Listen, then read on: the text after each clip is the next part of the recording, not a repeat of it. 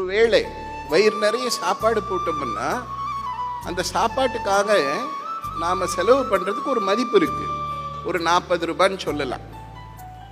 ஆனால் அந்த 40 ரூபாய்க்கு நம்ம ஒருத்தருக்கு சாப்பாடு வாங்கி கொடுத்து ஒருத்தரை சந்தோஷப்படுத்தின பிறகு அது என்னவா திரும்ப நமக்கு வருது?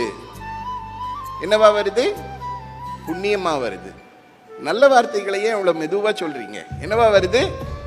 புண்ணியமாக வருது. ஆனால் அந்த புண்ணியத்துக்கு மதிப்பு எவ்வளோ தெரியுமா? நாம் கொடுத்த உணவுக்கு ஒரு மதிப்பு இருக்குது. நாம் ஒரு உணவு பொட்டலத்தை கொடுத்தோம்னா அந்த உணவுக்கு மதிப்பு இருக்குது, 40 ரூபான்னு. ஆனால் அந்த உணவை உண்டவர் மகிழ்ச்சி அடையும் போது அதனால் வரக்கூடிய அந்த ஆசீர்வாதம், அதனால் வரக்கூடிய புண்ணியம் இருக்கே, அதுக்கு மதிப்பே இல்லை.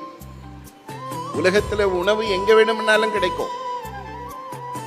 உலகத்தில் நிறைய கடைகள் இருக்கு அதுக்கு. ஆனால் புண்ணியத்துக்கு உலகத்தில் இதுவரைக்கும் எந்த கடையும் கிடையாது. எங்கேயாவது போய் 1/4 கிலோ புண்ணியம் வாங்க முடியுமா? எங்கன்னா இருக்கா?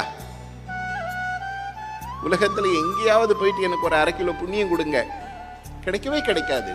புண்ணியம் ஒரே ஒரு வழியில தான் வரும். அது என்ன வழியினால் நல்லது செய்யறதாலே மட்டும்தான் புண்ணியம் வரும்.